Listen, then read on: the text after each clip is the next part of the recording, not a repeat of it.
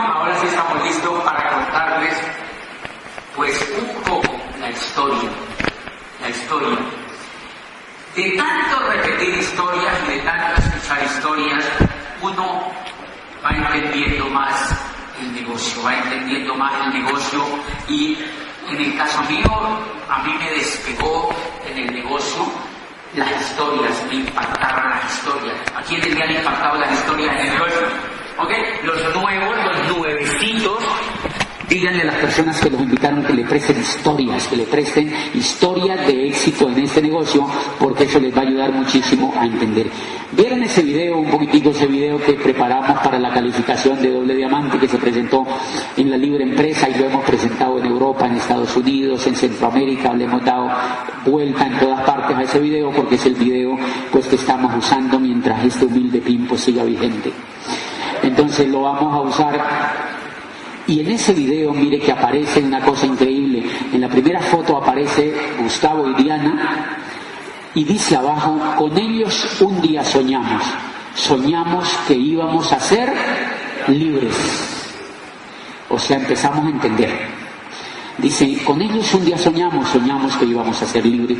Soñábamos un día que íbamos a estar por el mundo viajando, que íbamos a salir de la pobreza, que íbamos a tener el dinero suficiente para vivir dignamente, pero sobre todo que íbamos a viajar por el mundo, íbamos a conocer culturas.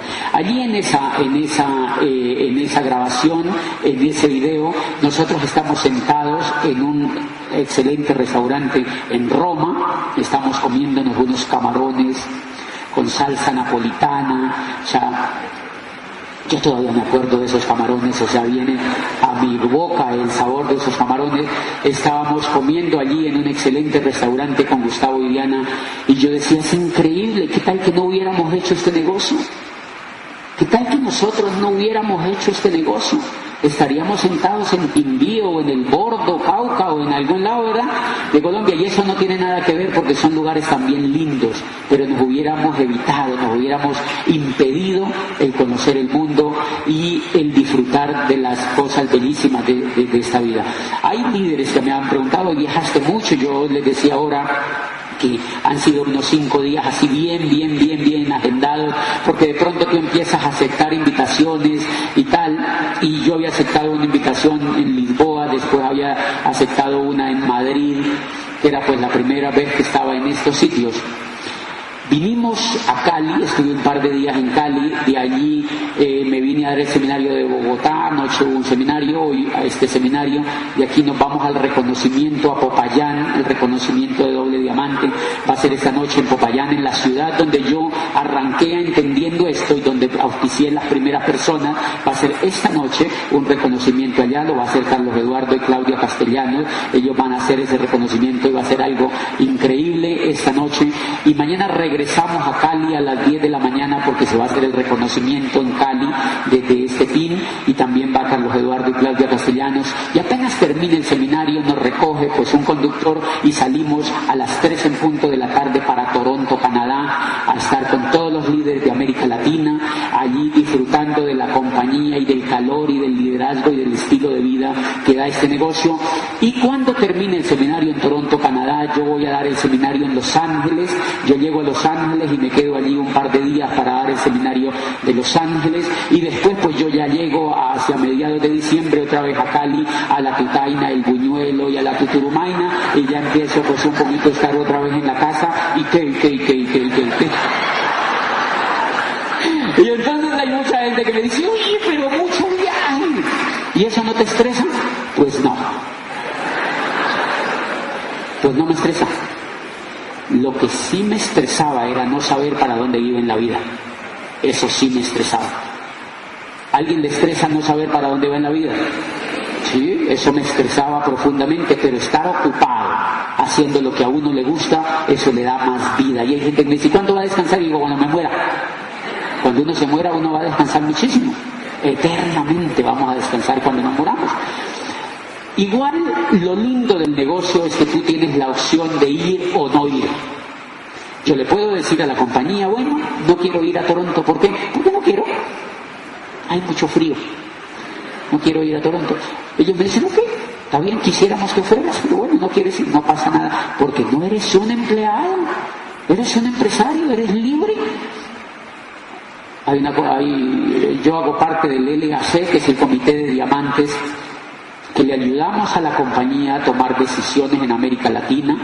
Hay 3 diamantes colombianos en ese comité, Carlos Eduardo Castellanos, Edgar Mora y quien les habla. Somos parte del Comité de América Latina, donde se toman las decisiones en este negocio, donde le ayudamos a la compañía, y va a haber en Toronto una cumbre sobre esa con todos los diamantes, que les ayudamos a la compañía a vislumbrar un poquitito lo que va a pasar en América Latina, de manera que todo lo malo que pase la culpa es de nosotros. Y lo bueno también, porque nosotros le ayudamos a la compañía a hacer eso. Esta es una compañía espectacular, es una compañía brillante, porque ellos no toman las decisiones solos, ellos se asesoran de los diamantes, de la gente que ha hecho el negocio, y son supremamente nobles e inteligentes para adoptar estrategias y cosas. Bueno, pero este es un paréntesis que yo les hacía un poquitico aquí para comenzar. ¿Cómo comenzó todo esto? ¿Cómo comenzó todo esto? Comenzó, y yo no quiero que ustedes vayan a tomarlo a pecho, porque lo que yo les voy a contar me ocurrió, adivine a quién, a mí. Entonces lo que yo les voy a contar me ocurrió a mí. Es increíble, yo no sé qué será, pero yo noto algo que ocurrió desde que estoy vivo hasta que comencé en el negocio. Cuando comencé en el negocio, noto felicidad, felicidad, felicidad, felicidad, felicidad, felicidad, felicidad, enfoque, norte, estabilidad emocional, salud mental, alegría, alegría, entusiasmo, libertad, salud mental, alegría. De allí para atrás, zombie, zombie, zombie, zombie, zombie, zombie, zombie, zombie. Esa es mi casa. O sea que yo era un ser humano perdido. Yo vivía en Neiva, es una ciudad caliente. ¿Quiénes han conocido Neiva de los que están aquí? ¿Quiénes? Me imagino que hay algunos de Neiva. Neiva es una ciudad calientísima. Una de las cosas que me gusta de Neiva es que es muy caliente. Lo más que se le parece es el infierno. Lo más es el infierno. Y pues yo vivía allí. A mí me encantaría, no tengo ahí la foto, pero quiero que se la imaginen, 16 años, yo estoy con una camisa roja, de manga larga, en frente de un micrófono, porque estamos esperando la llegada de Luis Carlos Galán a Neiva. A mí me gustaba la gente desde el comienzo, y yo veía que donde más se trabajaba con la gente era en la política. Y entonces yo veía en esos foros políticos la gente con esa carita de esperanza, diciendo, este sí, ahora sí mi vida va a cambiar. ¡Qué inocencia! La gente esperando que un político le cambie la vida. Y siempre me llamó la atención eso. Yo incursioné en la política desde muy pequeñito, y yo soñaba con ser presidente de la República, desde chiquitico. Cuando sonaba el himno nacional, yo sentía que a mí me estaban imponiendo la banda presidencial. Yo sentía eso. Y cuando yo estudiaba, una vez se hizo, justo en esas cosas políticas, una vez hicieron con todos los colegios de Neiva, con un mundo de gente, unos 4.000 estudiantes, hicieron unas jornadas democráticas, como un poquito enseñando cómo funcionaba la democracia, y entonces crearon departamentos, municipios, yo no sé qué, y nosotros nos lanzábamos de congresistas o de diputados o de candidatos a la presidencia. Adivine yo de qué me lancé. Candidato a la presidencia. Y gané. Hice campaña, fui a los grupos, yo tenía unos 15 años y yo hablaba con los muchachos y saqué la más alta votación, o sea que me creí la historia. Yo dije, yo voy a ser presidente.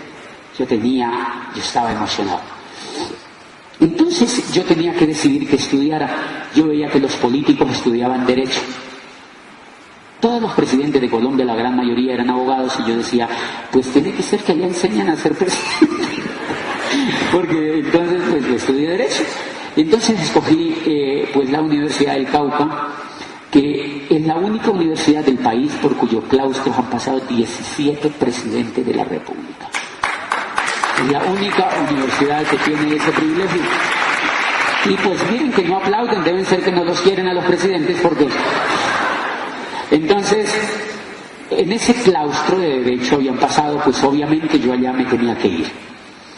Justo en esa etapa, cuando yo empiezo a querer meterme en el tema político, mataron entre unos 7, 4, 3, no sé el número exacto ni lo quiero recordar, los hombres más brillantes de Colombia que querían ser presidentes de este bendito país.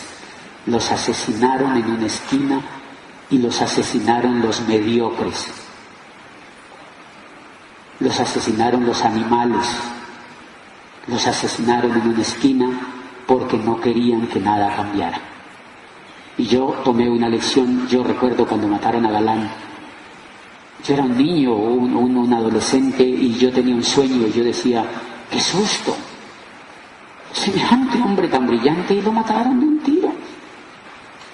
Y después mataron a Antequera, y después mataron a Jaramillo, y después mataron al otro, y al otro, y al otro. Y entonces yo saqué la siguiente conclusión: la política es para los mediocres. Esa fue mi conclusión: la política es para los mediocres. Al menos en este país, dije, está diseñada la política para que la ejerzan los mediocres, porque el que se vuelve bueno lo mata. Todo el que brilla diferente, págate, lo aplastan, como ese sapo que sale en el libro de José Ingenieros, y veo una luciérnaga al otro lado y el sapo se le va y se le va y se le va, se para al lado y la tapa. La luciérnaga saca la cabeza y le dice, ¿por qué me tapas? Y el sapo no tiene ninguna otra explicación y le dice, porque brillas. Y ese era el comportamiento de este país unas décadas atrás. Todo lo que brillaba se le echaba. Entonces yo tengo un mal recuerdo de eso y decidí, igual yo ya estaba entrando, ya había elegido la carrera y me fui a estudiar, y desde ahí empecé a ser zombie. Desde ahí empecé a ser zombie porque el sueño lo empecé a perder. Yo decidí que no quería meterme en eso y me aislé totalmente de ese tema, no volví a meterme en nada, quedé con... Yo recuerdo que una de las cosas más fuertes que ocurrió fue cuando mataron a Rodrigo Lara Bonilla. Rodrigo Lara Bonilla era de Neiva, un hombre espectacular, un líder brillante, un tipo brillante, amigo de Galán, con unas ideas increíbles, un liderazgo apoteósico. ¡Tácate! Lo mataron. Y eso me dolió mucho, y entonces yo empecé como a irme aislando un poco de eso, entré a la universidad y no quise volver a hacer nada, a vincularme en ninguna cosa política, absolutamente nada. Entonces, como yo llevaba ese bicho, como yo quería trabajar con la gente, yo me di cuenta que finalmente lo que yo no quería ser político, sino que lo que yo quería era ayudar a la gente. A mí me gustaba ayudar a la gente y yo le decía, Dios mío, debe haber algo donde uno realmente pueda ayudar a la gente, que no necesariamente sea la política, pues yo no encontraba qué era.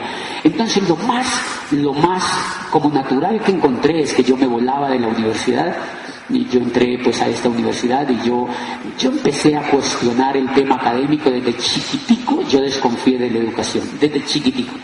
Yo desconfié de la educación desde chiquitico. Yo decía, increíble, toda esa poca gente sentada repitiendo cosas. O sea, cuando yo voy a la Facultad de Derecho, yo creí que eso era un debate. Yo creí que ellos estaban debatiendo sobre los griegos. Yo creí que ellos estaban debatiendo sobre la economía. Yo creí que ellos estaban allá debatiendo sobre el Renacimiento. Yo creí que ellos estaban debatiendo sobre la política. No, los salones parecían salas de cine mudo. Zombies, y de repente yo estaba rodeado de una cantidad de zombies. ¿Tú para qué estudias Derecho? No tengo ni idea. ¿Tú para qué estudias? No, yo no tengo ni idea. Pero es bueno, porque el derecho da dinero, decían los muchachos. Porque la carrera da dinero. Mire, fulano de tal vez abogado, tiene mucha plata. Yo decía, zombies. Yo no quiero eso. Yo no entendía eso. Yo no quería estudiar una carrera por dinero. Entonces lo más lógico que me pasó, yo empecé a leer libros, a meterme a la biblioteca, yo leía cosas de Shakespeare, me encantaba leer la Revolución Francesa, cómo los franceses hacia finales del siglo XVIII se empiezan a dañar el coco entre ellos, sale Rousseau, Diderot, Montesquieu, y Voltaire y toda esta gente, y empiezan a pensar, y empiezan a escribir, y empiezan a armar una revolución. Armaron una revolución, se metieron a la Bastilla, la vaciaron, sacaron a Luis y a la reina y les cortaron la cabeza. Y en un solo día murieron 200.000 franceses que se oponían a la revolución. El poder de una idea. Ellos habían descubierto que podían ser libres. Y ellos entendían que la nobleza les impedía ser libres. Y entonces, ¿qué dijeron? Como la nobleza nos impide ser libres, pues lo matamos a todos y ya está. De manera que en la Revolución Francesa a mí me impresionaba la fuerza que tenía. Levantaron piedras sobre piedras para lograr la libertad. Y acabaron con la era que nos precedía. A través de los franceses nació la segunda era, que fue la revolución industrial, y le dio paso a la segunda era, que justo ahora se empieza a acabar. Entonces a mí todo eso me gustaba. Yo empezaba a leer libros, a leer poesía y a leer literatura y no sé qué, y entonces yo empezaba a comentar eso que yo leía con los compañeros, con los universitarios, con gente de antropología, de medicina, de derecho, de arquitectura y de ingeniería civil y no sé qué. Reunía pequeños grupos y empezábamos a hablar con ellos y a tratar de pensar un poco en las cosas que la gente normalmente no pensaba. Porque yo había leído que una de las cosas que hizo gloriosa a Grecia es que la gente pensaba. Todo lo que tenían los griegos de diferentes a nosotros es que los griegos usaban el coco más que nosotros. O sea, los griegos no usaban el coco solo para peinarse los griegos usaban el coco, los griegos pensaban más que nosotros. Y entonces Sócrates fue uno de los más grandes pensadores, y Sócrates dicen que se reunía con los amigos a dañarse el coco. Una de las cosas que hizo Sócrates, recuerden, era que le preguntaba a la gente sobre las cosas que ellos pensaban. Y la gran revolución que hace Sócrates, recuerden que los griegos tenían dioses, cientos y cientos de dioses, y por si les faltaba algo tenían una gruta vacía para el dios desconocido. Entonces Sócrates empieza a hablar con los jóvenes y les dice que no creyeran en los dioses. Les dice a los jóvenes, les empieza a dañar el coco diciéndole que los dioses eran un invento de la gente, y empieza a filosofar sobre los dioses. Eso le hizo acreedor a que le dieran a beber la cicuta, porque eso atentaba contra el orden establecido, y los muchachos eran así detrás de Sócrates, porque Sócrates les enseñaba a pensar. A través de la mayéutica les enseñaba a pensar. Pues un poco yo, como leía eso, yo empecé no a volverme Sócrates, pero sí a hablar con los amigos, a criticar la educación, a hablar sobre cambio, sobre libertad, a hablar sobre pensar en cosas diferentes y sobre eso ser diferentes a los demás. Pues en una de esas reuniones apareció mi gran amigo Mauricio Castillo. Apareció allí, alguien lo invitó y él apareció allí, y a él le gustó todas esas charlas, y fue una de las personas y de los líderes que con la edad que teníamos nos hicimos amigos y empezamos a generar una ola de eso, y tocamos miles de estudiantes a través de 5 años de carrera, hablando de cosas que los demás no hablaban, hablando de literatura, hablando de paradigmas, hablando de cosas que en la universidad no hablaban. ¿Por qué los muchachos iban a eso? Porque ellos sentían que en la universidad no se hablaba de eso. Imagínate un muchacho como yo en una universidad estudiando el código.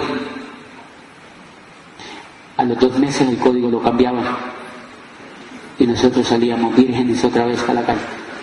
Y entonces eso me hartaba y nosotros empezamos a hacer ese tipo de literaturas, de tertulias. Entonces Mauricio una vez estaba en una reunión con unos rectores, porque pertenecía a varias cosas ahí como representante estudiantil. Entonces uno de los rectores pregunta que si él necesitaba un funcionario para la universidad, para una universidad privada, una institución allí una institución educativa que necesitaba un vicerrector, algo así, una figura, y Mauricio le dijo que él tenía un amigo y era yo. Le dijo que él tenía un amigo, o sea, él me aventó con ese rector. A mí me llamaron de que yo sé que si yo quería ir a una entrevista, que porque tenían un puesto, Mauricio obviamente me recomendó y le dijo que oye, a mí me gustaba la gente y que no sé qué. A mí me llamaron a trabajar allí. Yo no quería ir allá. Yo no quería trabajar como empleado porque yo había leído en todas esas tertulias y había sacado conclusiones de lo que había leído en el derecho, que el empleo era la evolución de la esclavitud. Yo no sé por qué llegué a esa conclusión, pero hoy cuando yo lo analizo es muy parecida. Lo que pasa es que es un poquito más light, pero realmente es la evolución de la esclavitud. La única diferencia entre un esclavo y un empleado es que al empleado no le pega. No, de verdad, usted no nota que a uno no le pega. O sea, la única, si alguien es empleado y le pegan, quéjense porque eso está tipificado como delito, eso no se permite. Entonces yo no quería que alguien manejara mi tiempo, que me dijera cuándo salgo a vacaciones, que me dijera lo que yo me tenía que ganar, que le tenía susto con eso. Entonces, de todas maneras, yo voy a la entrevista y yo recuerdo una de las cosas interesantes es que me preguntaron que cuánto yo cobraba, que por cuánto yo trabajaba allí. Yo les pedí un poquitico por encima de lo que yo veía que pagaban y uno de los tipos me dijo, ¿y es negociable, doctor, eso? Y yo le dije, sí, pero hacia arriba. Sí, pero hacia arriba. ¿Por qué yo le hago esa propuesta? Porque yo tengo buena actitud, porque vengo de leer, porque vengo de asociarme, porque vengo de pensar y porque vengo un poco sin miedo. La gente se regala a puestos perversos, a que los traten mal, a que les paguen mal. Es porque tienen baja actitud, es porque tienen baja autoestima. Por eso el mundo del empleo lo explota la baja actitud, la baja autoestima, la ignorancia, la televisión, etcétera, etcétera. Entonces, pues yo ingreso, yo entro ahí a trabajar, empiezo un poquito como vicerrector, hay unos 150 profesores que, digamos, dependían de alguna manera de mi trabajo y tal. A los 6 meses de yo estar allí como vicerrector, no me nombraron de rector porque el rector que había, un señor de unos 60 años, le aplicaron el ácido. Que ha sido un placer contar con usted. Y se fue, 60 años en el señor y me metieron a mí 27 años, rector de esa institución. Obviamente era un puesto de estatus, tenía estatus allí y entonces yo empiezo a trabajar. Mire lo que yo empiezo a notar que pasaba en mi vida. Primero, yo había prescindido de la política, no quería eso ya. Me hirió profundamente lo que veía a mi alrededor y yo no quería eso ya. Segundo, estaba trabajando como empleado para la cual yo no quería, pero terminaba ya porque necesitaba dinero. ¿Ustedes conocen a alguien que trabaja porque necesita dinero? ¿Ok? O sea que yo no era feliz. Yo no era feliz porque yo no había decidido bajo mi voluntad hacer eso. Simplemente había caído allí porque obviamente tenía que empezar a vivir y ya tenía que empezar pues a ver otra perspectiva. Y entonces mire lo interesante, yo empecé a notar lo siguiente. Yo por la mañana me levantaba, me bañaba, me iba a trabajar. Por la noche yo veía televisión, al otro día yo dormía esa noche, al otro día yo me levantaba, me bañaba, trabajaba, veía televisión, dormía, me levantaba, trabajaba, veía televisión, dormía, me levantaba, iba a trabajar, veía televisión, dormía, me levantaba, me bañaba, iba a trabajar, dormía, y al otro día yo pues me bañaba, iba a trabajar y dormía, y al otro día yo me levantaba, iba a trabajar, por la noche veía televisión y de pronto eso me empezó a hartar. Y algo empezó a cambiar, porque ya entonces, ya el otro día yo me levantaba, iba a trabajar, por la noche veía televisión, y entonces al otro día me levantaba, me bañaba, iba a trabajar y por la noche veía televisión, y al otro día me levantaba y me bañaba y veía televisión. ¿Conocen a alguien que va así? Pues si ustedes conocen a alguien que le esté pasando esto, para esa persona es este negocio. Para esa persona es este negocio. Si hay alguien que se indigne con eso, para esa persona es este negocio. Entonces, yo me empecé a hartar y yo le preguntaba a mi coco, ¿y esto por 70 años? Y el coco me decía, sí, idiota. ¿Para eso lo educaron? ¿Quién lo mandó a educarse así? ¿Para eso lo educaron? Pero yo me resistía a creer que eso era cierto, y me resistía a creer que eso era cierto. Yo soy nombrado rector de esa institución. A los 8 días, más o menos, o en ese tiempito de estar nombrado allí como rector, entró el decano de la Facultad de Derecho, donde yo me había graduado. Él era profesor de Ciencias Políticas mío, pero había sido nombrado como decano y yo como rector. Él y yo no éramos muy amigos porque él era comunista. Y a mí, pues no simpatizaba mucho con las ideas, yo tenía otra vertiente de pensamiento, entonces no éramos muy simpáticos en eso. Pero él había sido nombrado decano y de pronto por un tema pues netamente de protocolo va a mi oficina a saludarme, y entonces pues va a saludarme y yo lo veo así sonriente, estaba muy alegre, yo nunca le había visto los dientes. Él no sonreía, de verdad, era una persona que era chévere, pero él no sonreía, y ese día yo lo veo sonriente y le digo, doctor, ¿qué lo trae por acá? Y me dice, no, vine a saludarlo, pero más que a saludarlo le vengo a contar una cosa, un negocio. ¿Un negocio? ¿De qué? Y me dijo, no, es un negocio que acabo de entrar, es un negocio de unos productos. ¿Productos? ¿Qué tipo de productos? Me dice, no, son unos limpiadores y no sé qué, y es un negocio espectacular, y me decía, nos vamos a hacer millonarios, nos vemos en la playa del mundo, nos vamos a hacer millonarios, nos vemos en la playa del mundo, y yo no sé qué. Y yo decía, esto está bien loco. O sea, ¿cuál es playa del mundo? Porque en Popayán uno nunca está familiarizado con las playas, allá no hay playas, y eso a uno no le importa mucho. Playas del mundo. Yo le dije, ¿de dónde es la empresa? Me dijo, es americana.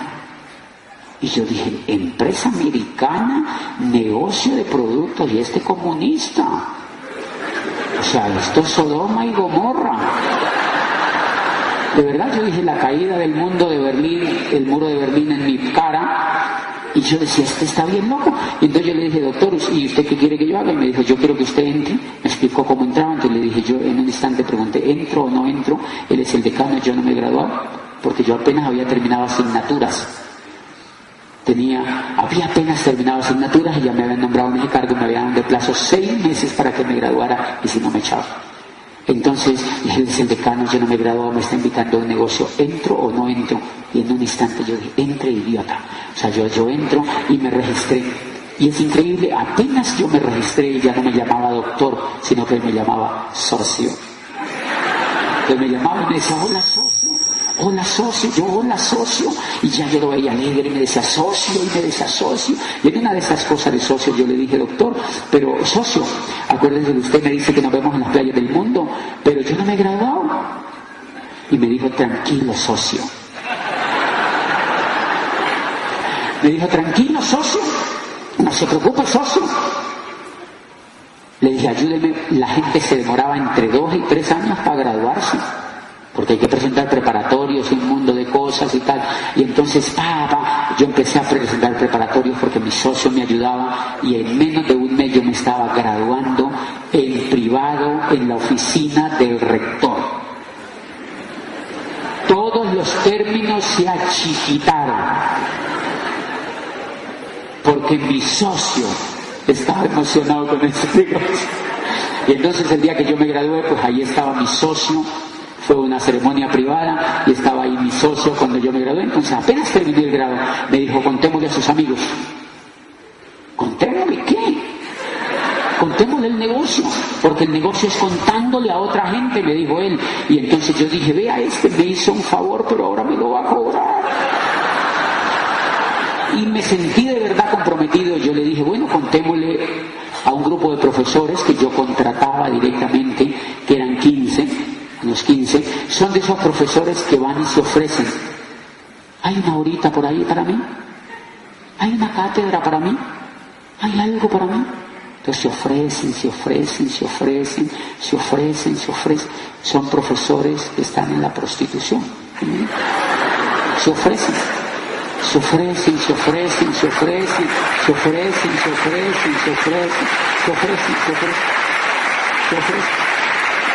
Prostitución académica. Y yo contrataba, digamos, 15 profesores así, y yo invité a ese grupo de profesores. ¿Cuántos fueron a la reunión? 16.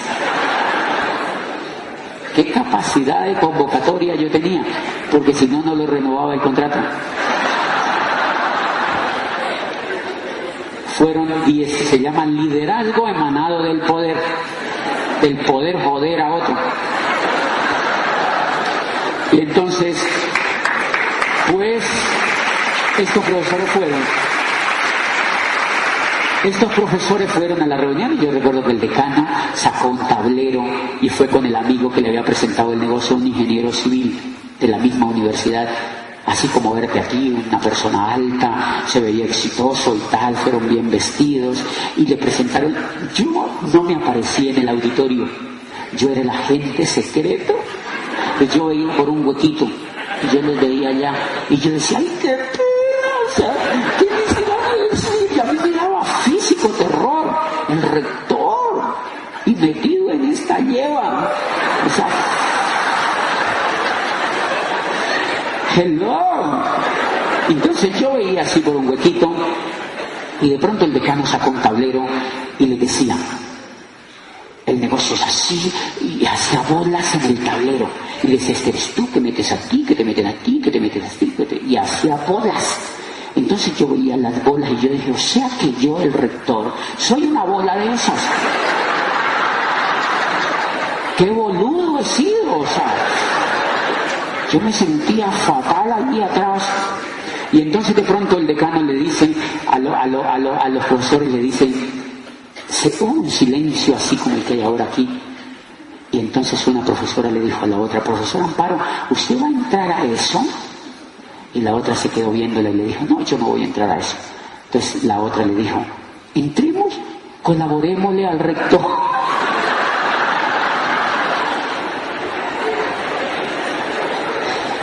Ahora el prostituto era yo.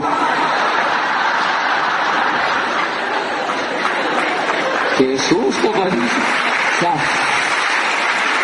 entonces, pues yo me desaparezco de allí, ellos igualmente no me habían visto, y fíjate, yo me metí a mi oficina.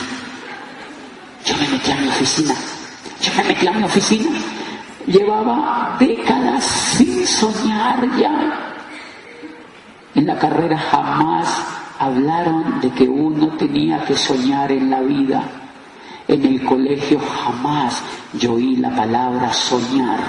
En la escuela jamás escuché la palabra soñar. A mí lo que me daba era sueño.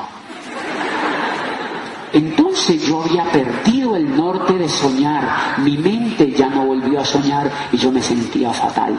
Yo me sentía completamente no feliz. Y entonces, por esos días yo leí algo de Drosser, creo que era el que lo planteaba, donde decía que la diferencia entre los seres humanos y los animales es que los animales no sueñan. Y eso me golpeó horrible. ¿Cómo así? Sí, la diferencia entre los seres humanos y los animales es que los animales no sueñan. Y claro, por eso es que ustedes jamás van a ver a un cerdito aquí parado diciéndole a su cerdita, mi amor, un día de estos vamos a tener un chiquero así de grande como este. ¿Por qué el cerdito no dice eso? Porque el cerdito lo único que entiende es que él come y duerme. Come y duerme. Come y duerme hasta que le llega su Navidad.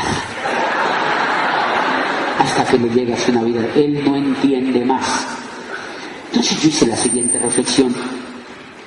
¿Qué cerdito me volvió la educación?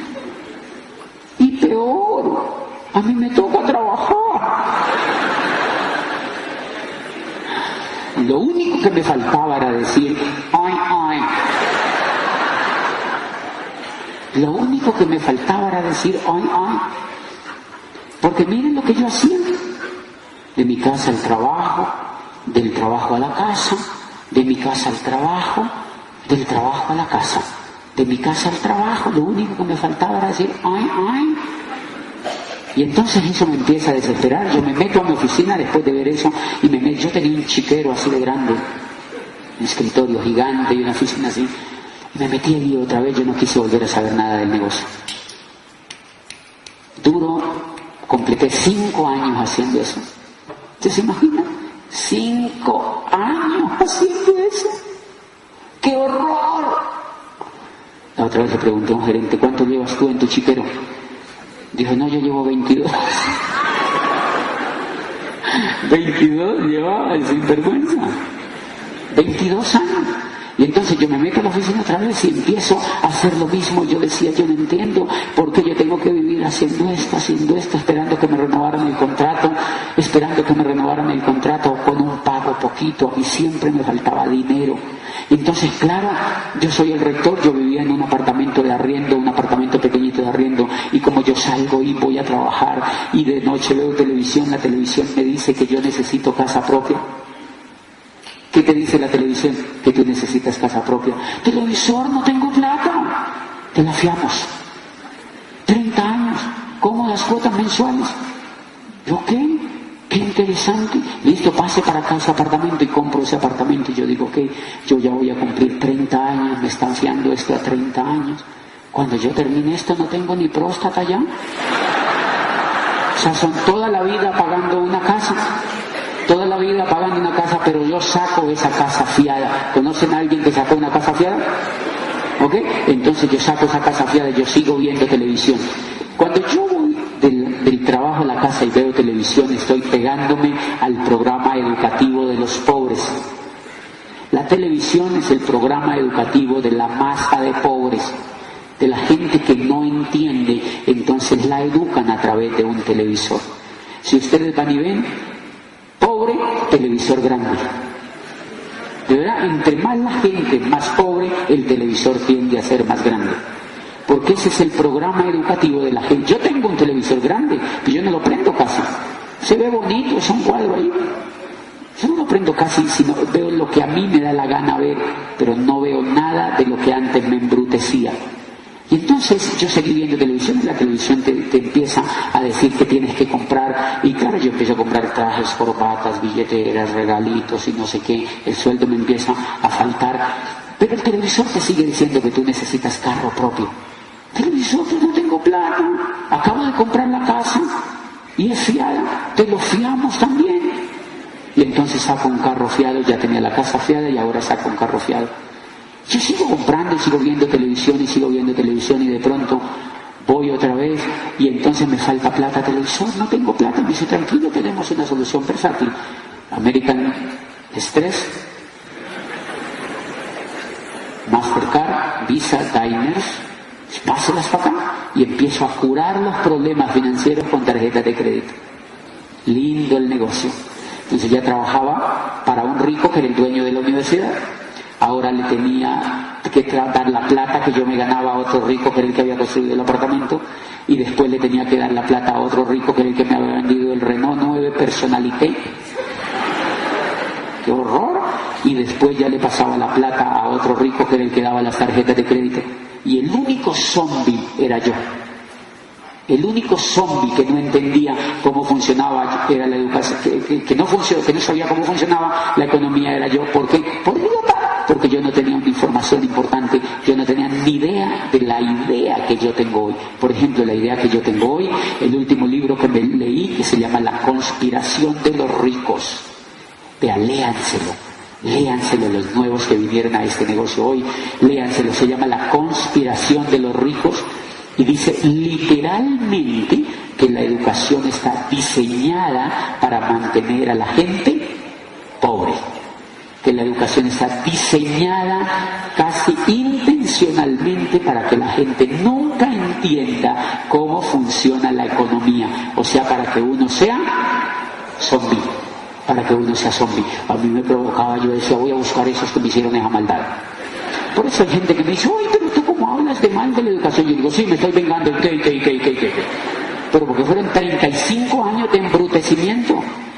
De verdad, fueron 35 años de embrutecimiento para que tuviera la mente que tenía cuando conocí este programa educativo. Y entonces, yo pues me meto ahí a esa universidad otra vez a trabajar, yo no entendía nada de esto, me pasa todo este rollo, me endeudo, cuando yo me doy cuenta, pues yo tenía la deuda de Portugal. Yo ya tenía la deuda de Portugal. ¿Han visto lo que tiene Portugal ahora?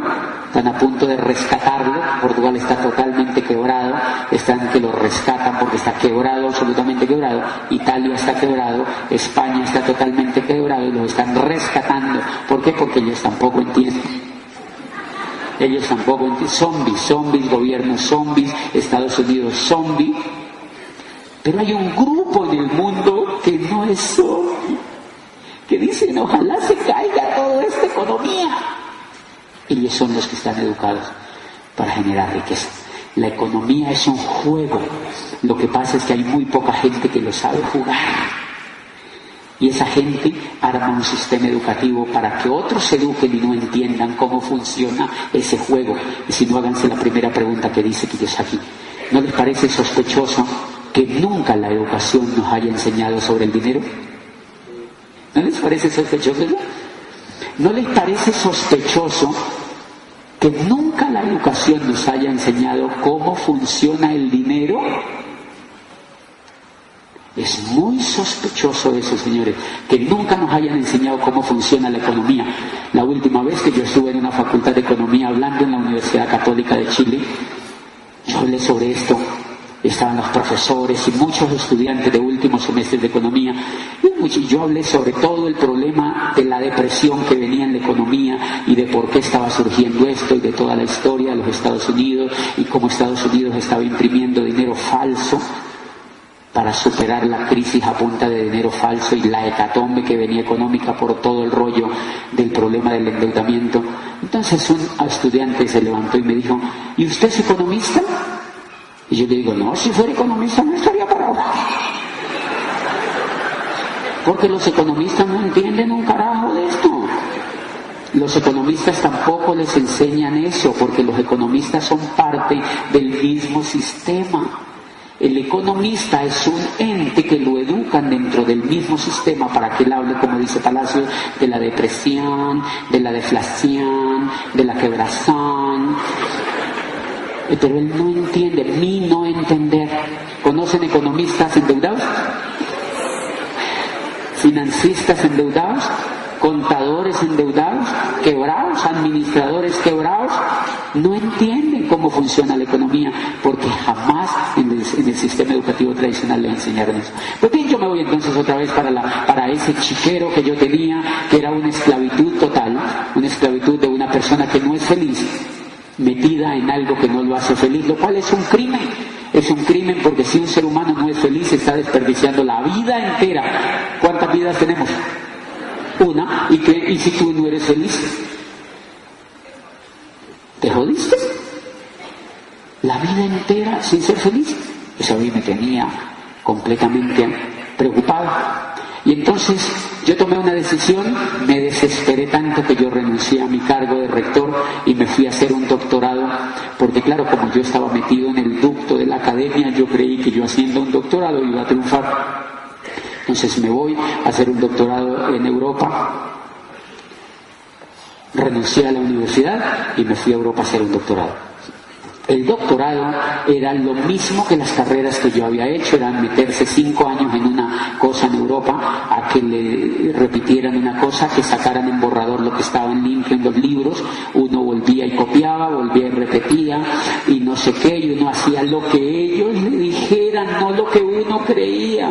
O sea, otra vez hacerle caso a otro, y entonces yo me empiezo a desesperar y yo digo, esto no es lo que yo quiero, esto no es lo que yo quiero, esto no es lo que yo quiero. O sea, simplemente yo me estaba preparando para hacer un poquito más de lo mismo, Yo me empiezo a desesperar y yo digo, aquí es la tapa, eso se junta con el verano, con el invierno más duro que ha tenido Europa, que fue el invierno del 2001. Y estoy viviendo cerca de Francia, en la frontera entre Francia y España, y empiezo a sentir que yo estaba perdido. ¿Usted alguna vez se ha sentido perdido? Yo me sentí perdido, yo empecé a llorar y a deprimirme. Yo me deprimía y llegué a pensar que me iba a matar. O sea, yo dije, si esto sigue así, me voy, porque yo no puedo vivir sin ser feliz. Si no soy feliz, no tiene sentido mi vida. Y llevo muchas décadas buscando la felicidad y yo no encuentro algo que me haga realmente feliz. Era mi caso. Yo lloré y no te imaginas lo que lloré. Lloré. Y un día lloré tanto que yo creo en esas cosas. Mi madre murió cuando yo tenía 14 años y un día yo creo que yo me arrodillé y yo le dije, mami, yo necesito que tú me ayudes. O sea, yo no me quiero matar. O sea, yo necesito que tú... Yo estaba realmente perdido. Yo dije, yo necesito que tú me ayudes, yo no me quiero matar. Entonces, estaba absolutamente perdido. Y yo dije, yo no quiero seguir siendo vacío. Yo no quiero seguir siendo vacío.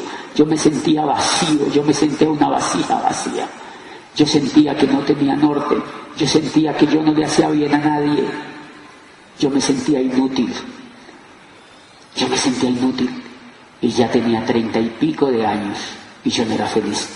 Y un día me arrodillé y le dije, mami, yo me acordé de una foto de mi madre que tenía desde que ella murió, una foto que una tía me regaló mi madre, era maravillosa.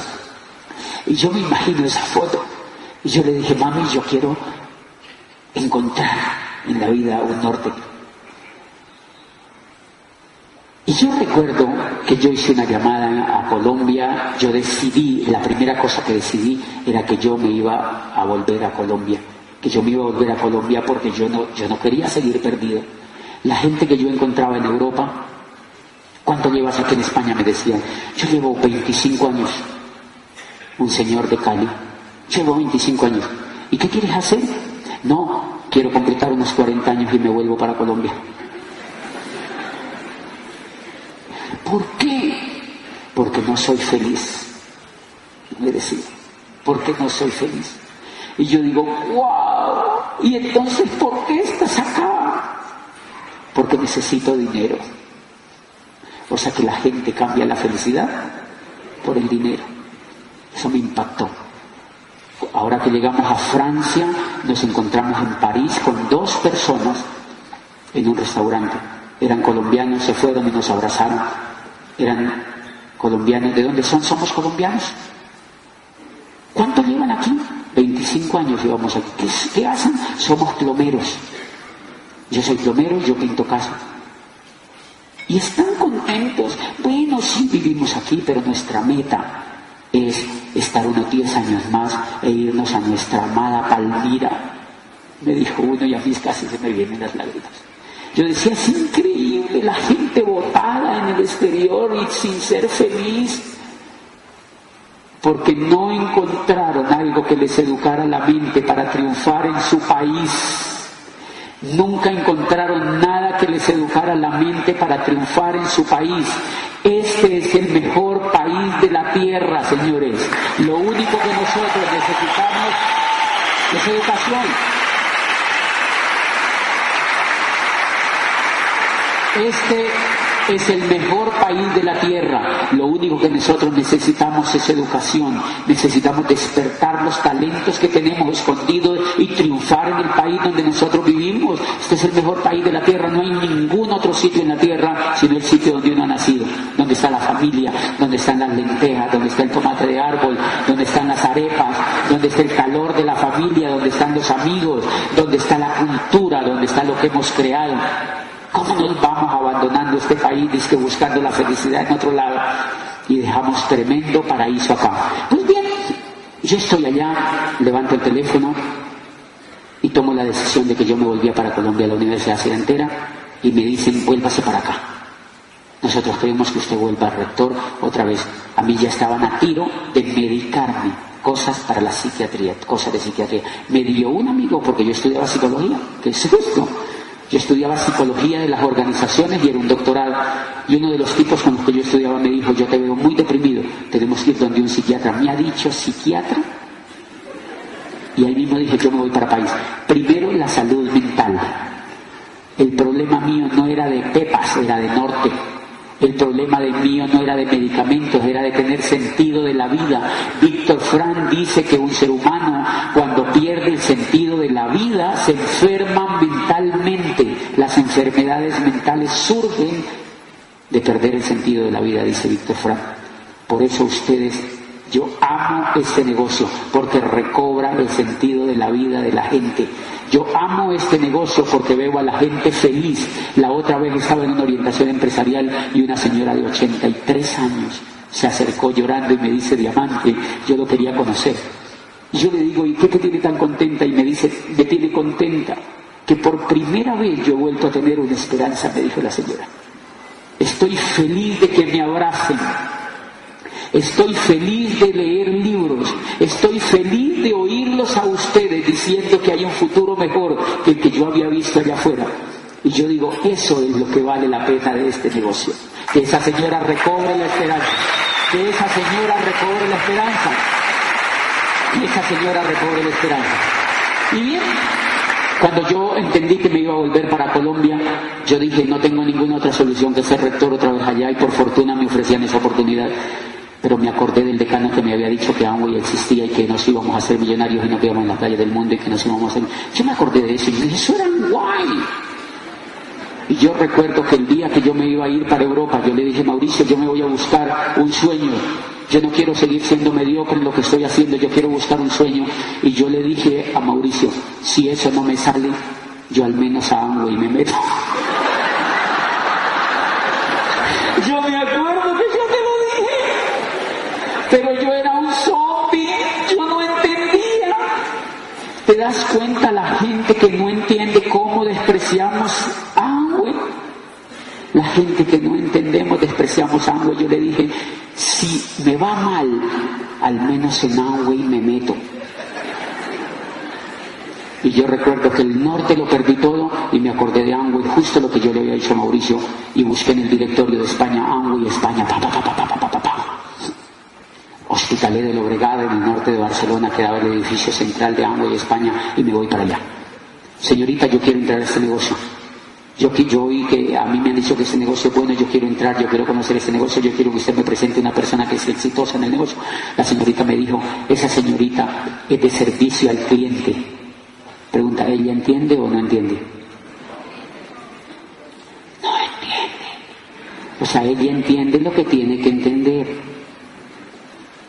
Pero como yo no entendía tampoco, si se dan cuenta lo que es un zombie entrenando a otro zombie. Zombie que entrena a otro zombie. Entonces la señorita me dijo, yo te voy a presentar entonces a Doña María. Doña María lleva 15 años aquí en el negocio de España y me dio una tarjeta con un teléfono. Doña María me dijo, pero antes, venga, le entrego un catálogo de productos. Y me entregó un catálogo de productos así de grueso. Y yo me fui ahí al apartamento en Barcelona y me senté en el apartamento y yo veía el catálogo así. Yo veía desodorantes, champú, jabón, maquillaje. Y yo pensé, el rector universitario, columnista de prensa, estudiante de doctorado, y estoy a punto de meterme a la venta por catálogo. ¡Qué susto! Estoy a punto de meterme a la venta por catálogo. ¡Qué bajo he caído! ¡Qué bajo he caído! ¡Qué bajo he caído! ¿Te das cuenta por qué el catálogo mata gente? Escóndanlos. Escóndanlos, porque los buenos talentos, cuando tú le muestras el catálogo, le estás mostrando la bombilla, no la libertad. Por eso es que lo zombiquea de entrada.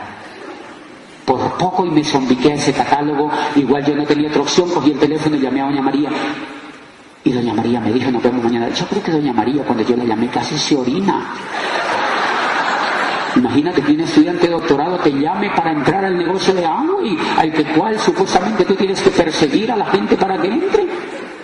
Y entonces nos vimos a las 5 con Doña María y ella me invitó a la casa. Y yo fui a la casa de Doña María y Doña María me presentó a su esposo y a los niños y me decía...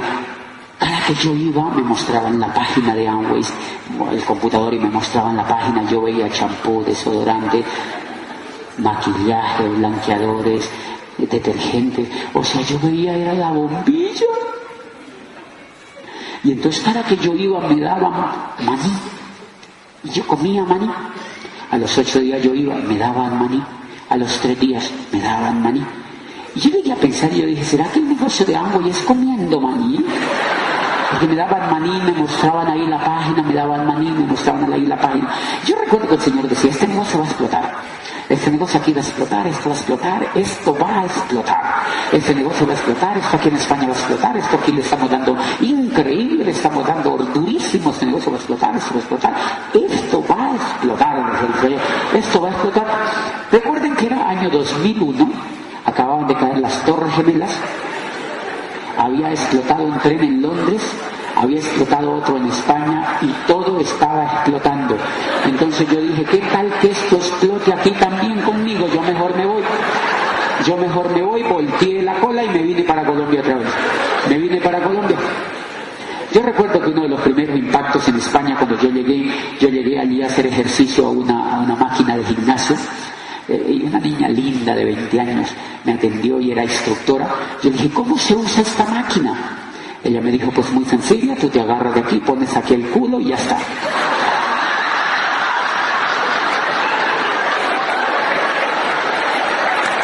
Ay, no.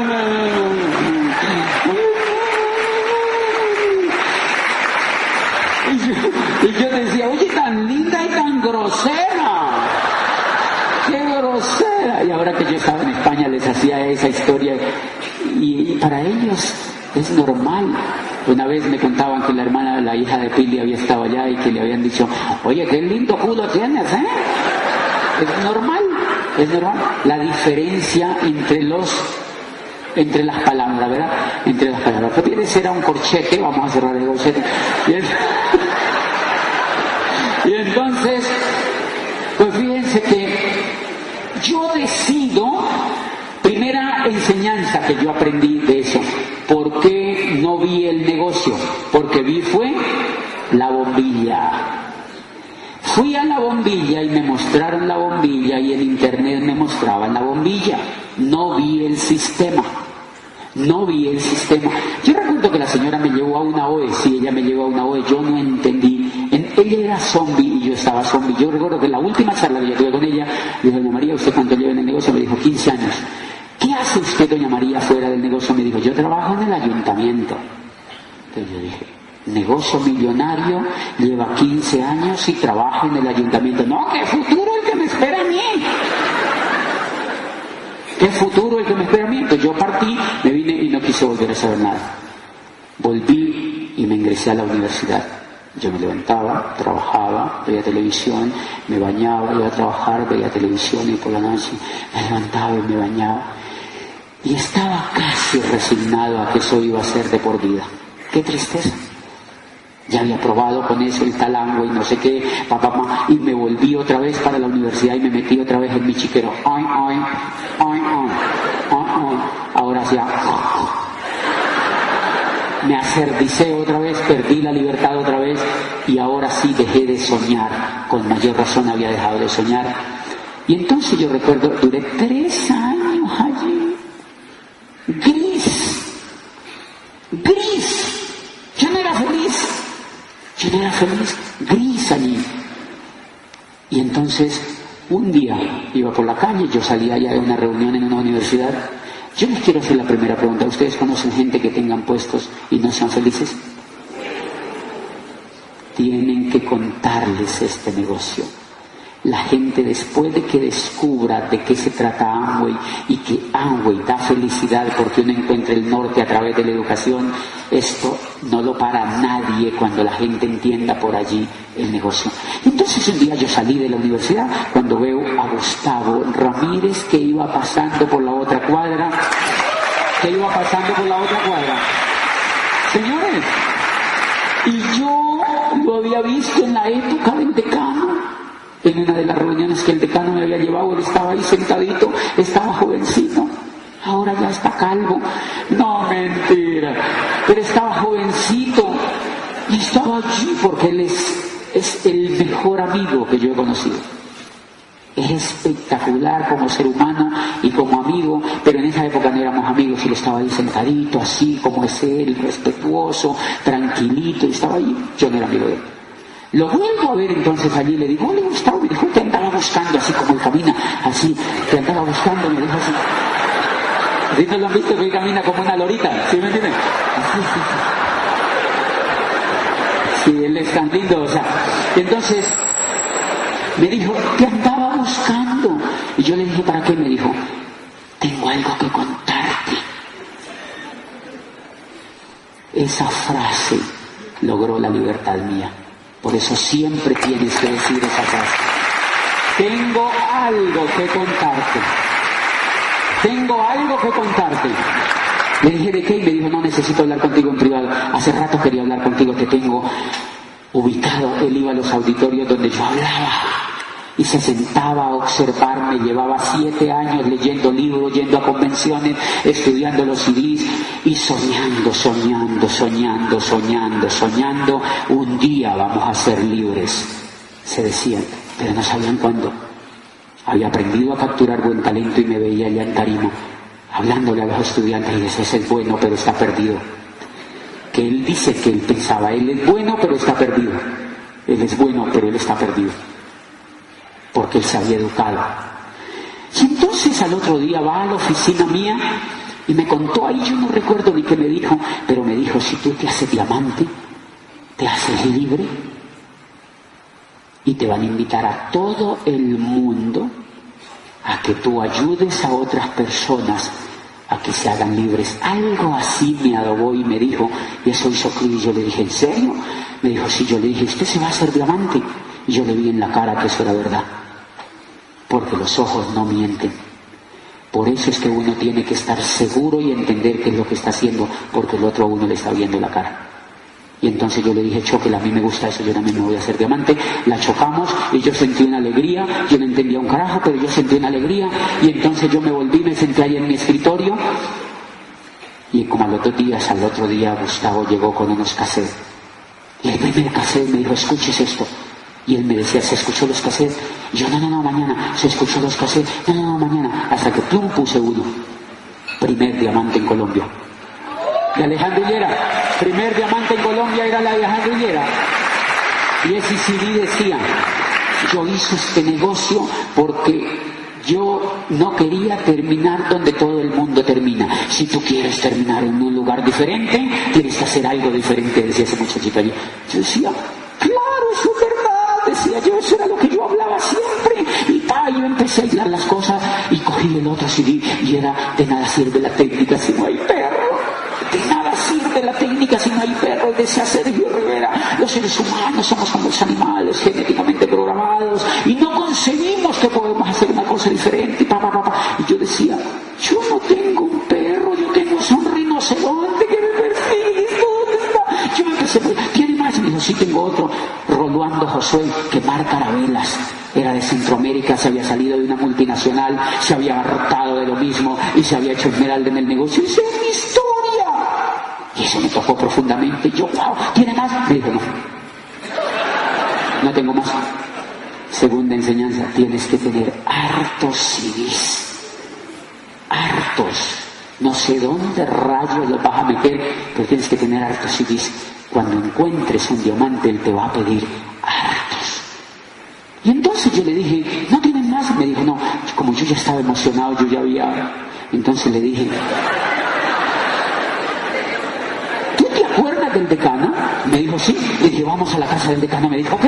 Y entonces fuimos a la casa del decano y salió la esposa. Me dijo, nosotros ya no estamos en el negocio, nosotros nos salimos, era un programa educativo increíble, no sé qué, papá. Y me dijo, yo le dije, ¿y por qué tú me preguntas? Y le dije, porque yo acabo de entrar. Casi la mato, ya bueno, ya estaba muerta igual en el negocio. Pero yo le digo, porque yo acabo de entrar con Gustavo y ahora sí me gustó esto. Hacía 10 años me habían auspiciado ahí, 9, 8 años. Y entonces le digo, no, nosotros nos rajamos, nosotros nos volvimos, el programa educativo era increíble. Nos quedó una caja de material educativo. ¿Material educativo? ¿Qué les quedó? Una caja de cassette, tráigala para acá. Y me ha parecido como una caja de cassette así de grande. ¿Cuánto vale? Le dije yo. Me dijo, eso era carísimo. ¿Cuánto vale? Me dijo, no, yo no me acuerdo. Le dije, yo me la llevo mientras se acuerda, hasta el sol de hoy. Hasta el sol de hoy yo me llevé esa caja para mi casa. Señores, si quieren que les diga una cosa, con esa caja llegué a diamante. Con esa caja llegué a diamante, me metí a un carro y empecé a meter. Luis Costa estaba allí, Luis Costa, Miguel Aguado, Ángel de la Calle, Tato Lizardo y Mario Orsini. Diamantes, y todos hablaban de libertad, de esperanza, de prosperidad, de familia, de trabajo en equipo, de idearse cosas nuevas, de romper paradigmas, de ser diferentes, de romper esquemas, de educarse, de leer. Y yo, increíble, yo me leí esos 180 audios. Yo me sentía como el Challenger, así que le sale humo así por debajo. Me pedí una marihuanada con eso, increíble. Sí, yo me sentía así volando. Y yo empecé a ir donde mis amigos. Tengo algo que contarte. Lo mismo que había hecho Gustavo. Y yo entendía que ellos no iban a entender, porque ellos no habían escuchado lo que yo había escuchado. ¿Y cuál era la solución? Que ellos escucharan lo que yo estaba escuchando.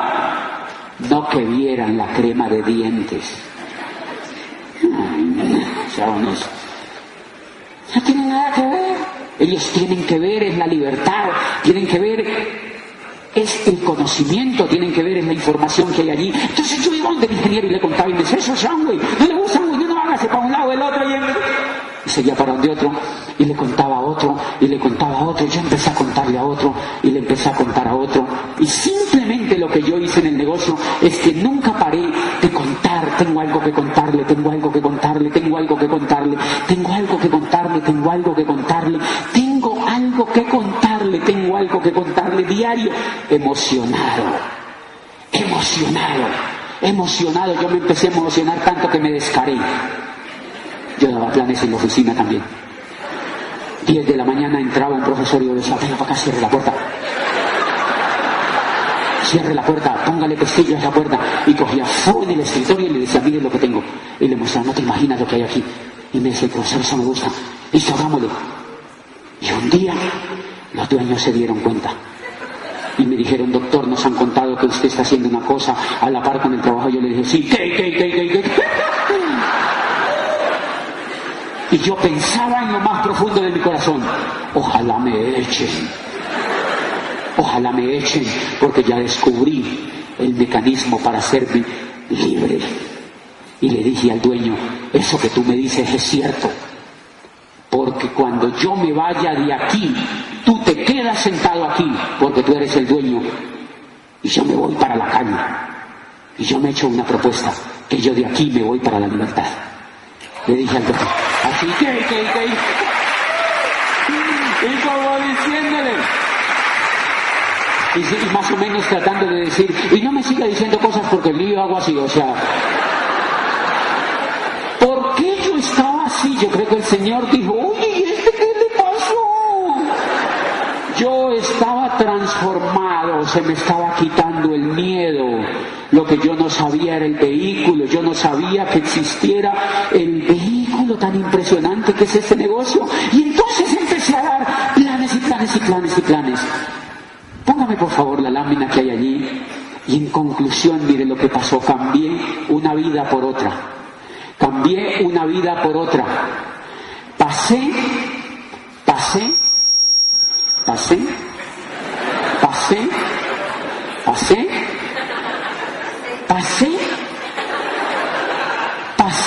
si no hago este negocio, miren lo que me había pasado. Se llama desde la otra, por favor, Alejandro, ayúdame, denle la que sigue, por favor. Miren, si no hago este negocio, llegaría al último día cuando la magnífica canción de tu vida tenía que cantar, sigue en silencio en tu interior. A llegar al final de tu vida sintiéndote feliz y realizado porque lo has aprovechado todo al máximo y has gastado todos tus talentos, tus mayores recursos y lo mejor de tu potencial desempeñando un gran trabajo y llevando una vida poco común como la vida de los diamantes de este negocio. Si no hago este negocio, si no hago este negocio, había llegado al último día sin haber experimentado el poder natural que posee uno para crear una gran obra y alcanzar grandes logros. Y como hice este negocio, llega uno al final sabiendo que ha vivido una vida excelente y que ha mantenido el listón lo más alto posible en todo lo que ha hecho. Si no hago este negocio, había llegado al último día. Dale por favor.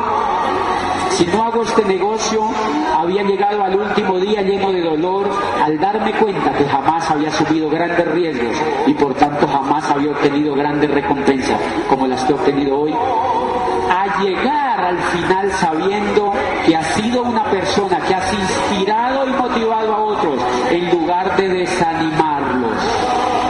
Si no hago este negocio, había llegado al último día sabiendo que había perdido la oportunidad de ver ni de lejos lo que es la excelencia, porque me había creído la mentira de que debía resignarme a la mediocridad en la que yo vivía. Y ahora he llegado al final sabiendo que aunque tu viaje no haya sido fácil, cada vez que te caíste te levantaste de inmediato y tu optimismo no decayó en ningún momento. Si no hago este negocio, estaba llegando al último día lamentando no haber aprendido nunca a transformar la adversidad en victoria y el plomo en oro.